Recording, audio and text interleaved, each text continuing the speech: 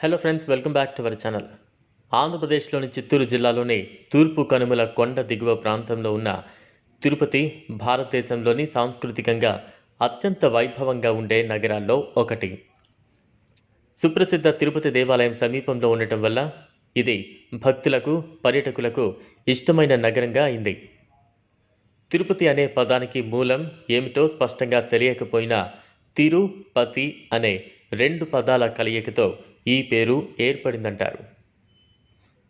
తమిళంలో తిరు అంటే గౌరవప్రదమైన అని, పతి అంటే భర్త అని అర్థం. కాబట్టి ఆ పదానికి అర్థం గౌరవనీయుడైన పతి అని అర్థం.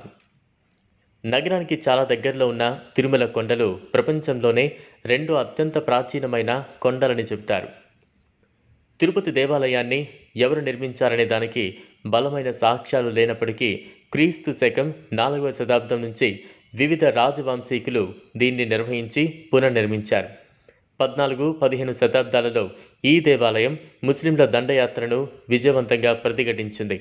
అలాగే బ్రిటిష్ దాడుల నుంచి కూడా తనను తాను కాపాడుకుని ఈ కట్టడం ప్రపంచంలోనే సంరక్షించదగ్గ అతి ప్రాచీన కట్టడంగా నిలిచి ఉంది. 1933లో మద్రాసు ప్రభుత్వం నియమించిన కమిషనర్ ఆధ్వర్యంలో తిరుమల తిరుపతి దేవస్థానం కమిటీ ఏర్పడి పరిపాలన వ్యవహారాలు చూసుకునే మద్రాసు శాసనసభ ఒక చట్టం చేసింది. దీంతో తిరుమల తిరుపతి దేవస్థానం వ్యవహారాలు నిర్వహించేందుకు తిరుమల తిరుపతి దేవస్థానం ఏర్పడింది. ధార్మిక విషయాల్లో ధార్మిక సలహా మండలి తిరుమల తిరుపతి దేవస్థానానికి సలహాలు ఇచ్చేది. తిరుపతి నగరం ఇప్పటికే కేటీ రోడ్లో కొత్తూరులో ఉండేది. తరువాత అది గోవిందరాజస్వామి దేవాలయం దగ్గరకు మారింది. ఇప్పుడు నగరం చుట్టుపక్కల ప్రాంతాలకు విస్తరించింది. తిరుమల శ్రీ వెంకటేశ్వర స్వామి గురించి ఎంత చెప్పినా ఇంకా మిగిలే ఉంటుంది. తిరుమల వెంకటేశ్వర స్వామి ఆలయాన్ని ప్రతిదినం 1,00,000 నుంచి 2 లక్షల వరకు భక్తులు సందర్శిస్తూ ఉంటారు. ప్రత్యేక దినాలలో 5 లక్షల మంది వరకు దర్శనం చేస్తూ ఉంటారు.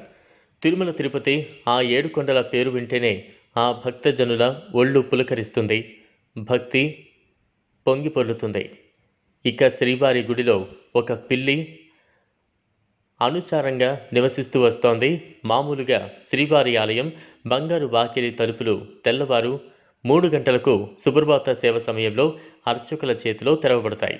సమయంలో బంగారు వాకిలి లోపలికి అర్చకులు జియంగర్ స్వామి, ఏకాంగిలితో పాటు సన్నిధి గొల్ల అనబడే ఒక యాదవుడు మాత్రమే ప్రవేశిస్తారు.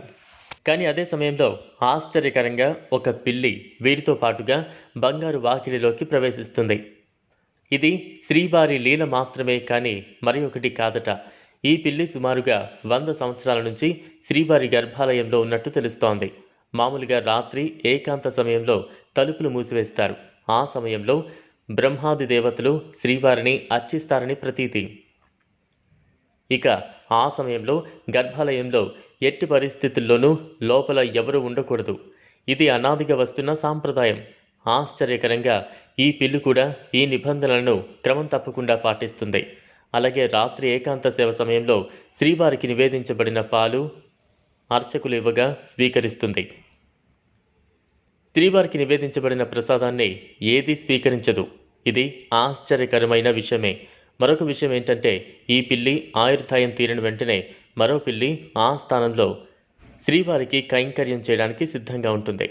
ఈ విధంగా శ్రీవారు మనుషులతో పాటుగా జంతువులను కూడా కటాక్షిస్తూ ఉంటారు.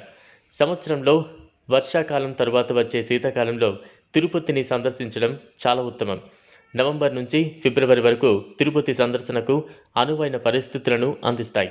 అయితే జూన్ నుంచి సెప్టెంబర్ మధ్యలో జరిగే ప్రధాన పండుగ బ్రహ్మోత్సవాల సమయంలో యాత్రికులు తిరుపతిని సందర్శించడం ఉత్తమం. చూసారు కదా ఫ్రెండ్స్, ఇది వాళ్ళ వీడియో. ఈ వీడియో కనుక మీకు నచ్చినట్లయితే లైక్ చేయండి, షేర్ చేయండి, ఛానల్ను సబ్స్క్రైబ్ చేసుకోండి. Thanks for watching.